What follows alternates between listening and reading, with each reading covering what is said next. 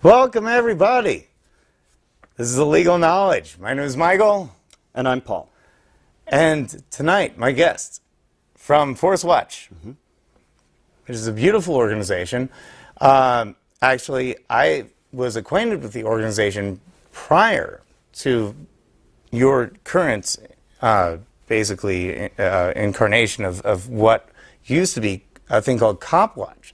But in fact, there are so many ideas, and there is so much more to encompass with this organization, with the scope, that it is absolutely important that we all know about this. This is a very, very cool thing that you're doing.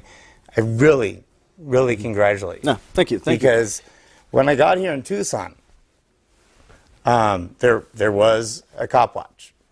And for all of you who don't know what CopWatch is, do you want to say, or because I can talk all the on. idea of ForceWatch, it's not a. CopWatch, it's historical. CopWatch is a relatively old organization that is born out of the civil rights of the early 1990s with Rodney King, and the concept of it dates back as early as the mid 1960s with the Watts riots and the formation of the Black Panthers, which were doing that on their own political level rather than specifically focusing on police abuse and harassment. Before we get into it, it's really just people taking videos of cops. Yeah, that's been the historical model within the last decade. Because to the viewers that don't know what we're talking about. Yeah, the CopWatch, the original CopWatch model started in Berkeley, California. Before you get way into it, let me let me say one thing, is that we just want to get a general idea. So I'm giving you a general idea. And then we're going to get into it in a little bit. Because the one thing that I wanted to say, because everyone needs to know, is that there's a domain name here. You can suggest topics. Remember the welcome part. Yeah. Okay. And anyway, that is generally the overview of tonight's episode. We'll be able to be calling in very shortly, so get your phones ready. And so, what's the number? Well, it'll appear on the screen, you see. Yeah, it's kind of cool like that. Oh yeah, look at that. Community television. Yeah, I know, it's lovely. Yeah, we have many numbers. But anyway, the idea, yes, absolutely. We are going to be talking about how you can actually make this work, because everyone should be involved in this. Is it not correct? Well, this is still a concept project. Yeah. It's not even developed to the point where we're out on the streets yet. This is a totally new idea. It's never been done before anywhere in the United States. And we're still working on the conceptualization, because the idea of ForceWatch is going to be so much more detailed than what CopWatch has been in the past. It's a totally new thing. So to relate it to CopWatch is kind of a misnomer. That's almost misplacing its placement, because CopWatch has done one thing. ForceWatch is something completely different, that wants to serve the same goals, but in a different way. And one that I think, as a former as a former federal employee in military law enforcement, as it were, I think this can work, but it hasn't been tried yet. So, okay. In that case, but I also want to say, because at the beginning of every episode, it's kind of tradition. Okay. Now we have to say, "Hi, Kyler." Hi, Kyler. And the other thing is that we're on every 2 weeks, just in case you don't know yet, if this is the first time you've tuned in, live, call in. Replays are on Wednesday at 11. In 2 weeks from now, next week we'll be talking about the presidential preference election. I am actually running. Please, no calls about that tonight. We'll talk about it a lot later. But you do have until January 7th, this coming Monday, if you wish to vote. If you are an independent, you must change your party. You can change it back on February 6th, the day after February 5th. But you do have to do that in order to vote. You cannot vote as an independent, unlike some other states. However, that being said, let's get back. If you want to suggest other topics, there are 2 weeks that do not have topics right at the end of March. Go to the website, suggest topics. Thank you. Now, to get back into it, let's really talk about what it is, the core of this organization that the concept here. That is really what I want you to present. I want to start with a semi-detailed version of the history of CopWatch and where this idea came from. And CopWatch begun in Berkeley primarily after the Rodney King riots in the early 1990s, put citizens out on the street with video cameras and notebooks and simple forms to take down police officers' names, badge numbers, whatnot, to report for harassment. There was not really a national databasing or compiling of all of the individual officers that have committed acts of abuse over the years. And oftentimes, the people with the video cameras ended up being targets. Seized. You know, the cameras were seized or broken. There's numerous videos on YouTube of police officers macing people with video cameras who are taking video of them. And what's going on is the police are committing crimes. They're committing acts of assault. And police abuse and harassment is a nationwide pandemic. The majority of police encounters that people have are not negative, but there's those times that they are, which is a lot higher than you might think. We're not talking like 1 or 2 officers on the force, but you're talking like maybe 30 to 35% of the police department is the old boys club and is participating in extremely corrupt behavior. And the current legal system in the United States encourages and supports police officers using tactics of intimidation on the streets to get you to abdicate your rights and allow a search, allow a dog sniff, because their basic premise is, I'm going to be a jerk to you, but if you let me be a jerk, I'm probably going to let you go and I'm not going to write you a ticket, but I'm going to be a jerk to you and I'm going to threaten you and I'm going to make you scared of me while I'm there. And people abdicate their rights and they allow a search. They allow a possible seizure. You don't know what the cop could consider illegal, and you don't know what's in the cop's pockets either. So, you know, so what's going on is people with video cameras going out on the streets, they end up going to jail. Their cameras end up being broken, and the police are committing crimes. But what happens to the people without the video cameras? And the people without the video cameras, nobody ever knows. Yeah, exactly. Nobody knows what happens to them. Or the people that were filmed, hopefully the video cameras survive. And then that's sort of that's the concept, is that please record this. And so in a decade of doing that, the police-state situation in the United States, or maybe the former United States, has only gotten worse over the last decade. And the police are continuing to go out on the streets and commit crimes. Should we talk a little bit about that what we're in is a fascist police state, literally? I mean, fascism being corporations over, the government. Il Duce said, that Mussolini. Yeah. And I don't know Latin, but I'll paraphrase in English, is that fascism is better called corporatism. Yeah. Because it is the combination of the corporate and the state. Yeah. Yeah. And that with the police state. So the corporations rule over the government, which rules over the people with police. Right. Now, Exactly. in the last 7 years of the Bush administration, we all know about the USA Patriot Act. Most of us know about the Military Commissions Act, which allows indefinite detentions. Yeah. And some of us know about the John Warner Defense Act, which authorizes the use of torture to those who have been declared unlawful enemy combatants and strips them of their habeas corpus rights. And talk about also the Posse Comitatus. Well, the Posse Comitatus Act was basically overturned under the Military Commissions Act. Yes. So now, this past December, just like we're talking 3 weeks ago here, a very little-known law got passed through Senate with no recorded vote, 0 recorded vote. That was both H.R. 1955, you can look that up, that's called the Violent Radicalization and Homegrown Terrorism Prevention Act of 2007. You might just reverse that, the Homegrown Terrorism and Violent Radicalization Prevention Act of 2007. It was S 1959. Looks so you like can look this that show up. is a target. And what that is, it's billed as the Thought Crimes Prevention Bill that says that if you're a United States citizen and are operating primarily in the United States, thank God I'm a sovereign. that if you are participating in social justice movements, religious movements, or political movements whose design of which is to alter the current direction of the United States, then you, as an American citizen, can be classified as an unlawful enemy combatant, and you can be stripped of your citizenship, stripped of habeas corpus, shipped off to God knows where, to have God knows what done to you by God knows what private corporation.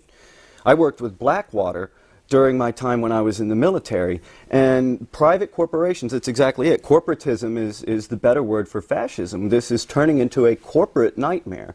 Private businesses are running this, and their private businesses, such as Blackwater, are training America's law enforcement professionals. The people who are supposed to be out there protecting you and enforcing laws are being taught how to use extremely painful techniques at getting you to submit to their will. Well, plus the use of tasers and whatnot. Plus tasers. Less than lethal devices. And what now does that mean? you can also Google this, XREP, XREP. That's the new taser weapon. I wish I had a picture of it. That's fired from a 12-gauge shotgun, and will shock you with 50,000 volts up to 100 yards. It's a football field up to 100 yards with 50,000 volts out of a 12-gauge shotgun. And if you're less than 20 feet away from the thing, it could penetrate your skin and go directly into your heart because it is a 12-gauge shotgun shell. And people are going to be, these are already on the streets. Point blank. Yeah. These are already on the streets. These are already on the streets. Through you, what? And people don't even realize, and this is where CopWatch went wrong, and now I'm going to segue, this is a good segue into Yes, what is ForceWatch all about? Well, no, why don't you say first where CopWatch went wrong about what? Well, they're videotaping, and it basically ends there, or it goes into civil court.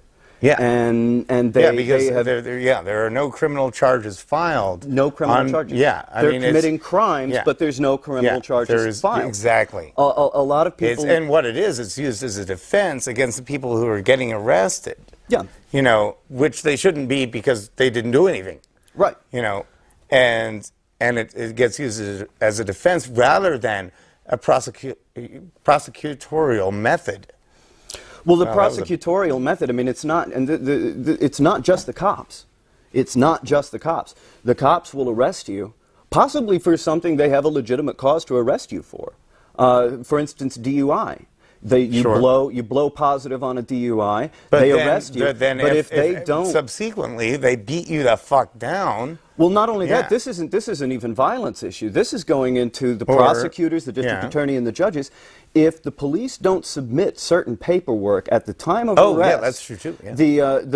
According to the Arizona Revised Statutes, Title 7, Chapter 13, Section 38, which deals with the arrest of persons in the state of Arizona, when you are arrested, you must be taken before the magistrate, and the magistrate must establish jurisdiction over the arrest. Oh, yeah, if the police does not do that, if you spend 2 days in jail and there's no reasonable effort made by the police department to take you before a judge immediately upon arrest, and the judge doesn't establish jurisdiction over your case through the submission of an indictment, then you've not been arrested. You are not arrested. You've been kidnapped. Yes. And you can charge the police department with kidnapping. And then the district attorney comes in. They know this full and well. They know that the police department does not have enough evidence to really truly convict you, even if you did it. They don't have enough evidence to convict you because the police officers did not do their job. And so the DA comes in after you've been in the drunk tank for 24 hours wearing an orange or a pink jumpsuit, depending on whether you're in Maricopa or Pima County, and you're 24 hours in a 50-degree room, and you're feeling beaten down. Then you go before the district attorney inside the jail for a magistration, and you're offered the deal. They offer you the deal. Plead guilty and we'll give you this. Plead guilty and we'll let you off. Plead guilty and you'll just get a fine. You won't have to go to jail. You can go back to work. And what this gets is that the district attorney gets his conviction. So he looks good to his constituents and his voters. The judge doesn't really have to do any work at all because the judge isn't even there. It's a clerk of court who's there and the public pretender. doesn't have to do anything. Acquiesces. And they still get their $350, whether they it doesn't even matter. It doesn't even matter. They're going to get paid one way or another. And so there's this whole chain of abuses that's going on, starting from the justices of the peace, the sheriff's department, whom in 2004 tased a 9-year-old girl in the back seat of their vehicle while she was in handcuffs. So that gives you a taste of who we're talking about with the sheriff's department. The sheriff's department, who should be arresting the district attorney and should be arresting the judges and should be arresting the police officers who are violating America's justice system. Yeah. How do you make that so, because right now it's profitable, it's but they very do profitable. it this way. So how do you make it so that it's profitable, that they actually pursue actual injustices? It will take a group of people to get together and organize and actually seek prosecution under the criminal system against not only the police department officers, sheriff's department officers, district attorneys, prosecutors, and judges, whether they are elected or not. If they are breaking the law in the execution of the criminal justice system and process in Pima County or the state of Arizona, they should be held accountable by a group of citizens. And that's initially what citizens review boards were supposed to do, but it stops. We do have the CPARB, the Citizens Police Advisory and Review Board here in Tucson, Arizona, but that's not an independent organization. They're staffed by both police department members and citizens. There's not an independent citizens review board that acts as an investigative arm into reported and suspected cases of police abuse and harassment, prosecutorial misconduct, and judicial misconduct. And this goes not for just one police department. This is where CopWatch kind of fell off. They look at just the police department. We've got 18 different law enforcement agencies, including the Department of Homeland Security, which has full jurisdiction 50 miles north of the Mexican-American border. And they can just kick your door in and walk right in. They can do anything. And they're currently respectfully refusing to acquiesce to any Freedom of Information Act requests whatsoever, even if they're given a court order. And that's their standing operating procedure. Well, and they're getting away with it. Yeah, well, what are they even based that on? I mean, there is something that they were basing it on. National security. It's a matter of national security. They don't have to give up the identities of their employees, including Border Patrol and Immigration and Customs Enforcement officers. They don't have to give up their identities. They don't have to provide reports or prove that they've done any internal investigation to an allegation of abuse or misconduct. And we live in the Borderlands area. Organizations like Border Action Network here in Tucson, it looks at it every day, where people are beaten, tased, thrown in 136-degree metal boxes and transported 50 miles to somewhere where they don't even know where it is. They're not given food or water or medical attention, and they may have hospitalizable blisters on their feet. And they're kept in a cage because they're walking through the desert. Then they're kept in a cage. On their feet. For 2-3 days a week. And then Wackenhut, another private corporation, going back to corporatism and fascism, another Wackenhut transports them to the Mexican border at Nogales, dumps them off at 2 o'clock in the morning with no shoes, no food, no water, and no medical supplies, and in a country they may not even be from. You know, I keep seeing all these. I was down in the Ajo and Palo Verde area, and I keep seeing all these Wackenhut buses go, and they all seem to be empty. Yeah. But, I mean, they're going from the Border Patrol station on DM, right? They're going from the Border Patrol station on DM down to Arivaca, Arizona, down to Nogales, Arizona, to Agua Prieta, Arizona. They're posting up in the border areas where people are migrating through the desert right now. And we're talking a remote desert area that's not highly populated. So these law enforcement officers who are supposed to be representing freedom and democracy and honoring and respecting the constitutional rights of all, even if they're not citizens of the United States, which is standing U.S. policy, that constitutional rights apply to everyone in the United States, whether they're a citizen or not, if they're in the United States. People may disagree with that, but nobody can find anything that contradicts that in legal papers. That's the standing U.S. policy. Even if you're an illegal immigrant, you still have the right to protection against unwarranted search and seizure. They can't just walk up to you because you're brown. Warrant. Yeah. You know, they need a warrant. They need a reason to search you if you're here. They can't just walk up to you because you're brown and search you. That's illegal, but they're doing it. And they're getting away with it, and they're getting away with it in areas where there's not very many people living. And that's why there needs to be, because nobody's there to see it. And that's why there needs to be a Well, large this happened group with of the people. Holocaust. Well, exactly. Exactly. This happened with the Holocaust. Yeah. They put the concentration camps out in the middle of nowhere.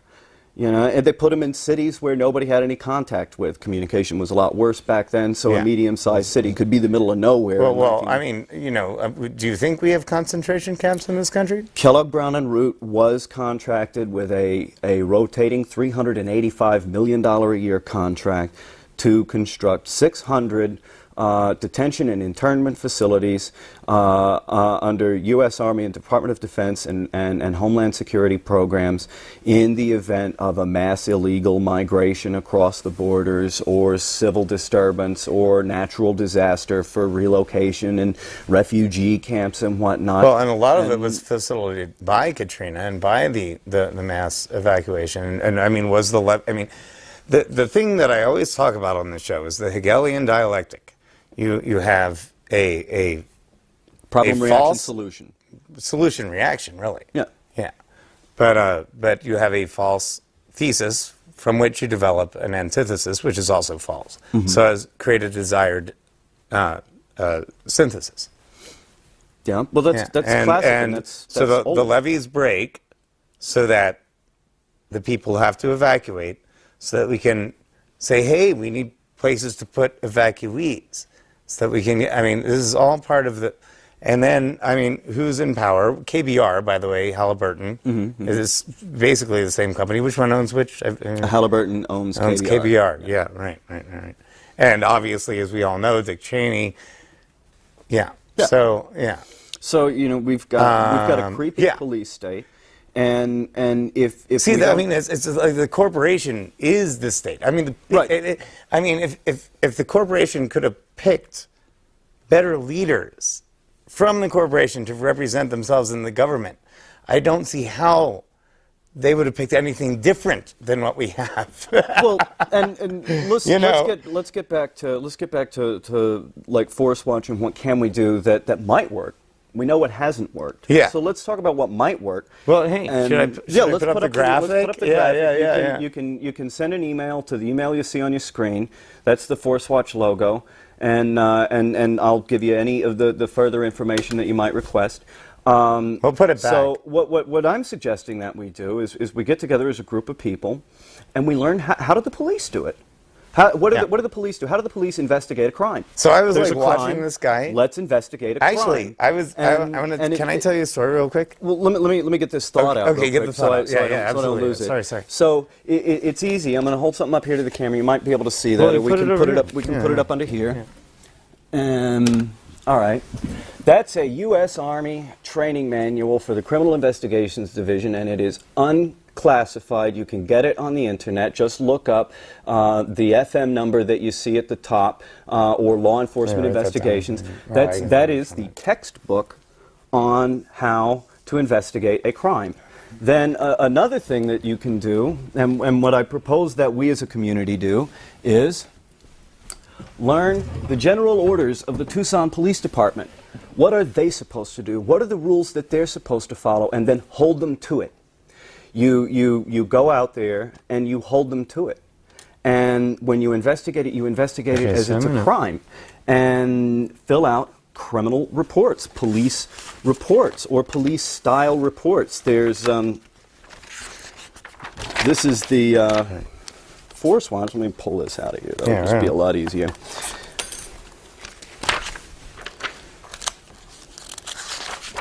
This is the first page of a 4-page report. All right, let me send this up. Yeah, send it. All right, that's a police-style report that you can fill out in the instance of a police abuse or harassment claim, or a police officer or law enforcement officer or a military contractor or a military service member or any of these people. This is something that can be used to record and track their activities, develop a database and statistical analysis of exactly where the problems lie, find out the parts of Tucson where firearms are discharged by law enforcement officials more often than others. Do cops shoot their guns in the south side more often or on the east side more often, or do they do it in the north of town? And only a concerted investigation using the same principles principles and techniques that law enforcement officers use can you actually get a clear picture of what's going on. Now, can you actually email that stuff to people, like if they need it? Yeah, I can email the ForceWatch Civil Oversight Enforcement Form, which is what that form is called. I can email that to anyone. The books that I put up on the screen are too large. They're very large. I mean, PDF you can get them but you can get them online. That's not secret information. This is not hard to do. It's all unclassified. It's all out there, and we can learn how to actually tackle this problem. For what it is. It's a criminal problem, and no amount of civil court proceedings are going to bring a change to this. They're committing crimes. They need to go to jail. And Arizona 133882 states, and I'm quoting as close as I can, but I'll call it a paraphrase. Any citizen of the state of Arizona may arrest another citizen of the state of Arizona if they witness them in the commission of a misdemeanor which accounts to a breach of peace, which is or a felony, or if they suspect or have knowledge that another citizen has committed a felony, then that citizen can arrest the citizen post hoc, post crime. So you can arrest people. We can arrest the citizen's cops. Arrest. We can arrest the cops. We can put them in handcuffs, and if we follow the laws and the rules that they don't, meaning taking them to a justice of the peace immediately before you take them anywhere else, you take them straight to a judge, because if you take them to the police station, what are the cops going to do? They're going to let them go and arrest you. Take them to the judge and present your evidence to the judge and keep it out of the police department's hands altogether. Well, like the district attorney. I mean, is the district attorney going to do anything? If instead of taking it to a judge, do you take it to the DA? No, you've got to take it to a judge. You are the arresting officer, so you take it to a judge, not to the DA. The DA makes the judge, the justice court judge makes the decision on whether or not it's going to be a criminal case after the arrest has been made. So the prosecutor, who would otherwise not go along with it at all, is also out of the loop. So you're keeping the cops out of the loop, and you're keeping the prosecutor out of the loop, and you're going straight to the judge. And many judges across the country who have been asked this very question have said, yeah, if you brought a cop before me, I would look at the case as if it was a criminal case, and if I found cause to detain the officer in jail or in a detention facility, I would. But nobody's doing that. I just, because I'm just piqued on curiosity here. Do you think the cop would go for a jury trial or a judge trial? I would hope that it would go for a jury trial, actually. Yeah, I would hope that it would go for a jury trial. Because and do you let the think if the judge go. saw that it was enough to try the case? Yeah. Yeah. Yeah, exactly. Yeah. And that, I think, will work. And I'm using the same software that police departments across the country use. I use Crime Star Records Management System that's in the laptop, the vehicle laptops in police departments across the country, as well as in the stations of police departments across the country. And that's exactly what it does, is it records. That's how the cop can radio in your license plate number and pull your information up, because they're using this software to do it.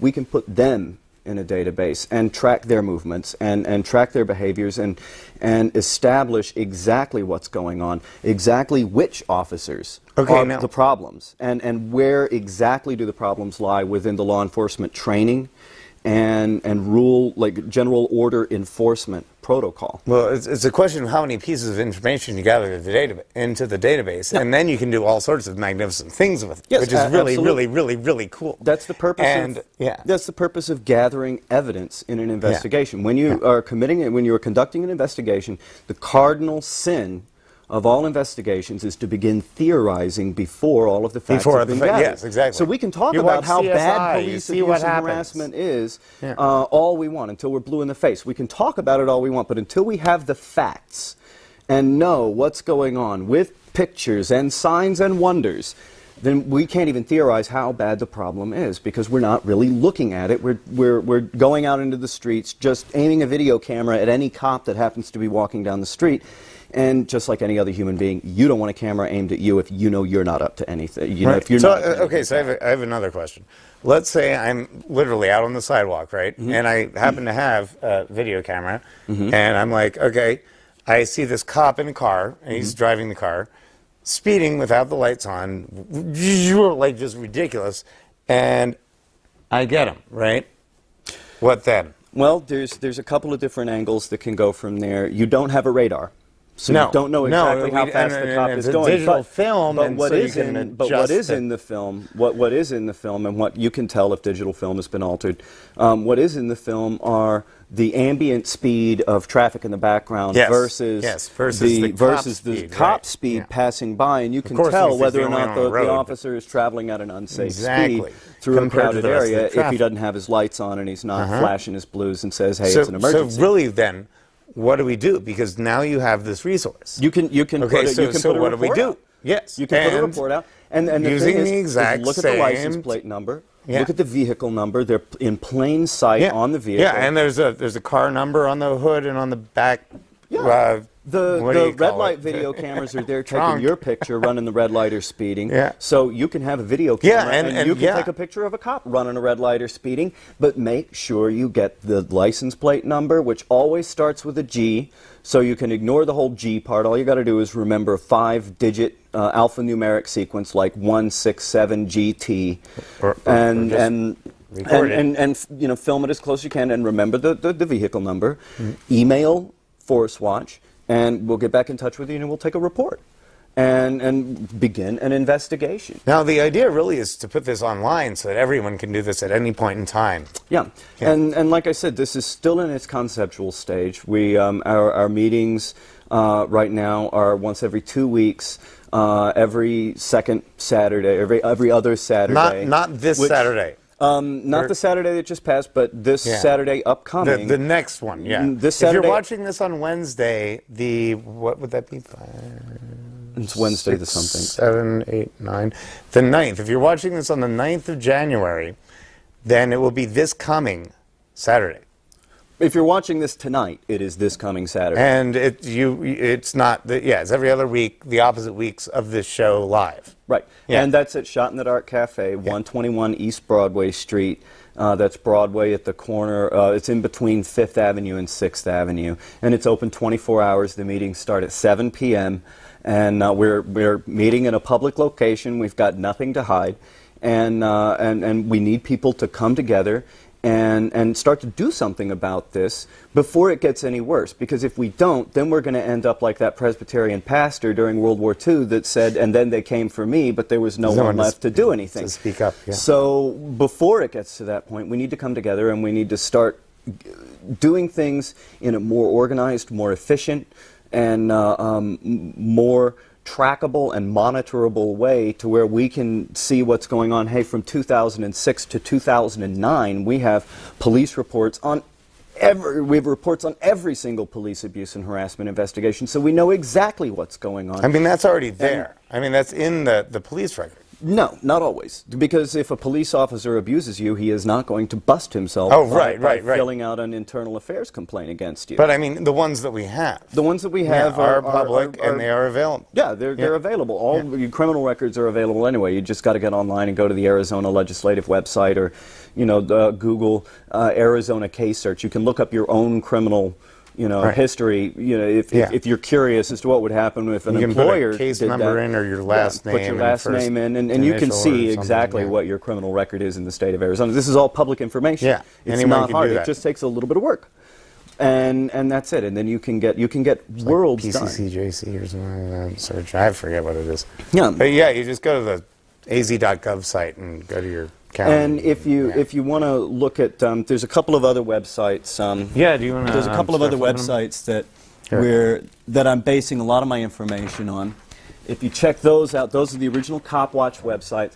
ThePoliceAbuse.com is the website of a guy named Diop Kamau, which Kamau, and he's a former Los Angeles police detective who was a star detective for many years in the LAPD and experienced racism and police violence against him when he was off duty and out of uniform. And so he quit the LAPD and started the Police Abuse Reporting Center, which we also cooperate with in the establishment of a national database. And they also conduct law enforcement style investigations against police abuse and harassment, and they are licensed private investigators as well. The ACLU has if when you're on the ACLU website, if you search for Fighting Police Abuse and Misconduct, a Citizens Action Guide, you'll come up with a PDF document written by the ACLU, which goes over basically point by point every tactic that I've been discussing about tonight. This is the ACLU is recommending. I'm not even the biggest fan of the ACLU, and this is what they're recommending that we do. And I agree with them as an investigative professional. I agree with them. They're right on this, and you can look up information on the ACLU website of. The Police Abuse Citizens Action Guide, and then follow these steps. Do this, and this is one tactic, and things are changing in this country on a moment-to-moment basis. And this is not the United States that it was 10, 20, or 30 years ago. And the neocons in power now. Yeah, the neocons are in power right now, and different. The country is the country. The whole United States, or former United States, is responding to this in different ways. There's some groups are like Force Watch is popping up and trying to use the legislative and criminal system. Other groups who have experienced federal government oppression and repression for hundreds and hundreds of years. The Sioux Nation, they've simply declared sovereignty. As of December 17th, 2007, the Republic of Lakota was formally declared, which takes up, you can see the website right there, and the republicoflakota.com. And the Republic of Lakota declared their sovereignty from the United States, and as you can see, a good 1/8 of the landmass of what used to be the 48 continental United States has now been taken up by a sovereign nation who are requiring people to present their passports before entering into. And they've simply had so much of enough of it that they've severed all of their ties, severed their treaties, and severed their connection with the government of the United States of America. And this is how another group is responding to what's going on in this country now. And it's getting worse and worse. And more people are out on the streets. Tent cities are popping up in East Los Angeles, on the Orange County border, where tent cities have never been before, for people that have been put out on the streets through the subprime lending crisis. And it's getting worse and worse and worse. And the police are going to get worse and worse and worse unless we say enough. The Venezuelans and the Bolivians have already said, "Basta cuando," that's enough. Okay, so what I'm thinking here is that this is the creation. I mean, like when they sent crack cocaine into L.A. to create a problem, right? So that they could, and finally they just reversed the disparity on the sentencing laws, crack cocaine was the forever. Yeah, because that was the problem. Solution was crack. Yeah. Yes, the solution reaction was to put a whole lot of blacks in jail. Yeah, and let's plan it, whatever. Okay, so what's going on now? Obviously, the solution is to put a whole lot of people on the streets and have the police beat them. Reaction. I wouldn't advocate putting people out on the streets specifically for the police to beat. That's kind of whatever. I'm being a little. When I say beat, I mean not necessarily physically, but certainly subjugate. That's one thing that CopWatch has a tendency to do, and why they've earned the identification as an anti-cop organization, because they go out specifically to aggravate the cops, and I don't advocate for that at all. You can find all of the police abuse and harassment stuff by listening to a police scanner, and you can find out what's going on. Or just watch cops. Or get out on the street in a car with a police scanner, and every time you hear a police officer responding to a call, you respond to the call as well. Yeah. And that's what I mean with Force Watch. People with equipment, with the forms, with cameras, with laptop computers, with cellular internet uplinks coming out of the car so they can log on to the database and pull up information about police vehicles, the division that they're stationed in, the officers that drive them, any histories of that officer, and you can act like who will watch the watchers? We need to. Who will police the police? We need to police the police. I want to put this up real quick. Sure. If you Google frog farm conspiracy, That's a document. The full title of it is The Frog Farm Conspiracy, or How Texas Criminal Justice Became a Street Gang, which goes case by case, law by law, federal statute by state statute across the United States, how this prosecutorial and judicial misconduct, the deal conspiracy, the deal con acts, how all of that happens, what laws they cite. Like, for instance, the Title 42 United States Code, Section 1983, and I quote, "Every person acting under color of state law to liability for depriving any other person in the United States of rights, privileges, or immunities secured by the Constitution and law. The court has consistently recognized, however, that S. 1983 was not meant to abolish wholesale all common law immunities, and the court recognizes that it is, quote, a general principle of the highest importance to the proper administration of justice that a judicial officer, in exercising the authority vested in him, should be free to act upon his own convictions without apprehension of personal consequence to himself." That's Bradley versus Fisher, Supra at 347. What that means is a judge can convict you because he wants to. Not because the law tells him that he needs to, because he wants to, and you cannot do anything about it. You have no recourse. You can't sue them in civil court. You can't sue them in criminal court. That's also U.S. That's code. How they get away with it. Well, that's also U.S. code. That's United States code. This is why I implore people to get out of admiralty jurisdiction and back into common law by becoming a secured party, UCC 1. Or even under that, there's another option, and there's probably going to be a black helicopter sniping me in the middle of the night for saying this. But you can also Google. You can also Google, and this isn't on this list, but Google World Citizens Passport or World Citizens Authority, and for $100, you can register and receive a World Citizens Passport that's good for 8 years, and it's valid in 190 out of the 217 different countries in the world. 190 of them take it as valid, including Canada, the United States, and everywhere in Central and South America. They all accept it. And you can travel with, New Zealand, Australia. You can travel with anonymous nationality. How about Sealand? I don't know where Sealand is. No, I'm just never kidding. heard of it. But, but you can travel. You can travel under a World Citizens Passport legally, and you can re-enter the United States, and so you can travel with anonymous nationality. And the way that the United States has been acting in the last decade, it's probably a good idea to be anonymous. Yeah. Well, you're going to get through the rest of these just real quick? Sure. Real quick. And let's take a call because this is supposed to be a live call and talk show. If you Google police brutality, Phoenix CopWatch will take you to the Phoenix CopWatch website. If you Google police brutality, then you'll see all sorts of stuff pops up on that. Lots and lots of information, especially Google video police brutality, and you can see instances of police brutality across the nation. And this is very important that we start thinking about this because this is 2008, and the Democratic National Convention is going to be in Denver, Colorado this year in August 23rd through August 27th. And the recreate68.org is, well, remember what happened in the Democratic National Convention in 1968. The National Guard was called out and people got shot. So, you know, things are changing on a very rapid scale. The Lakota Nation has declared itself sovereignty and seceded from the United States. Don't think there's not a bombing campaign somewhere in their destined future if the neocons get what they want. At least a ground invasion to retake the territory or whatever.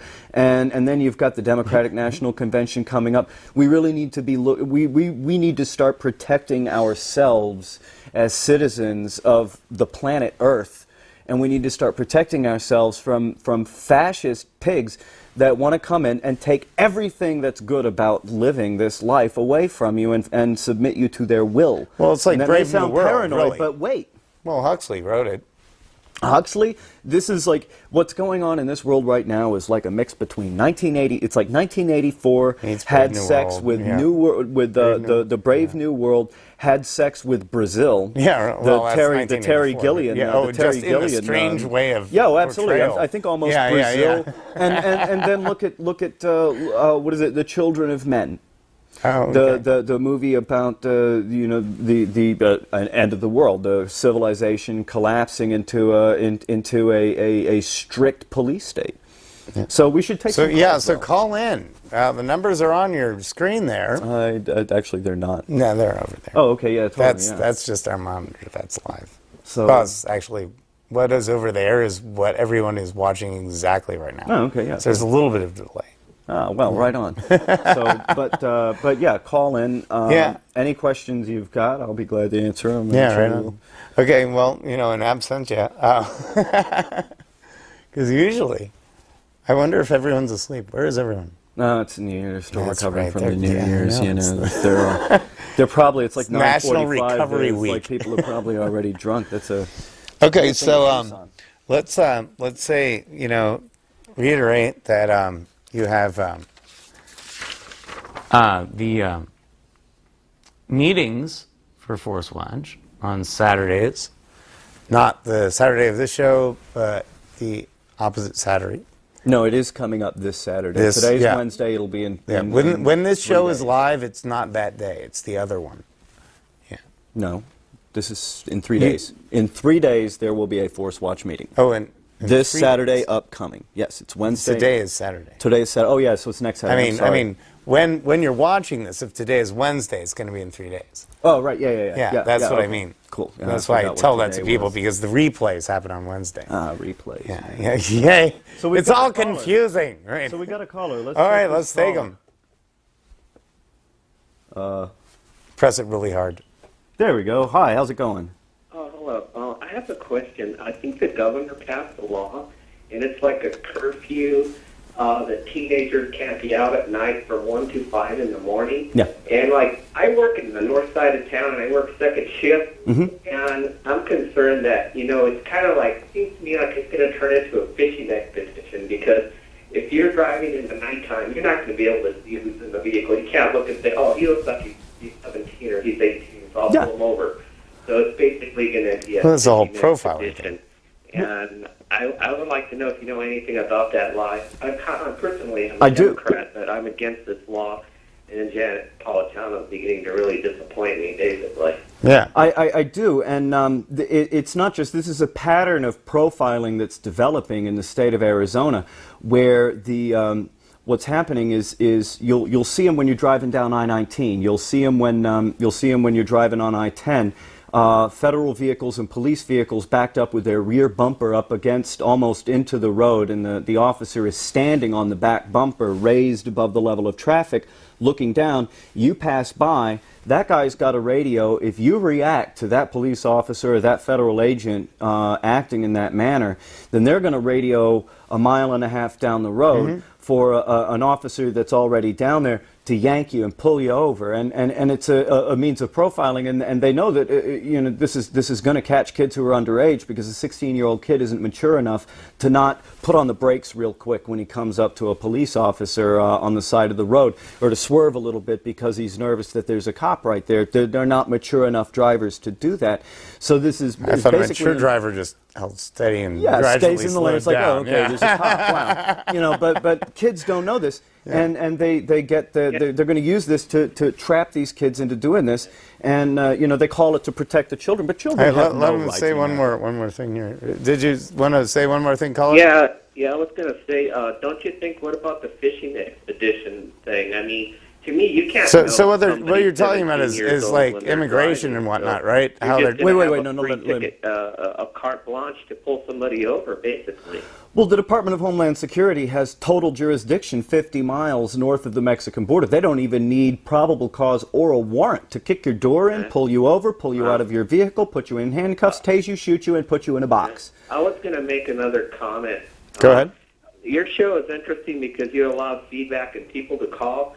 I think there was a show on with some other officers, and they didn't allow anybody to call in or get any feedback. I found that was kind of interesting. Yeah, sorry we ran over on the explanation. I would have liked to have taken another caller, but we don't even have. That's okay. There was. Hey, you know what? Thank you so much for calling in. I want to put up the title one more time here. You want to go ahead and say the meeting date? Oh yeah. What will that Saturday? Saturday. It'll be this is the 5th at 7. That's the 12th. This Saturday the 12th at Shot in the Dark Cafe. Shot in the Dark Cafe. Open 24 hours a day. The meetings start at 7 p.m.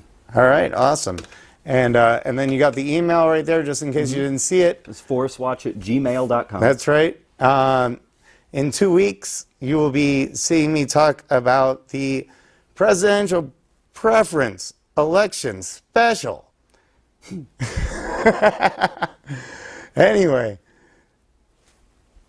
bye-bye, everybody.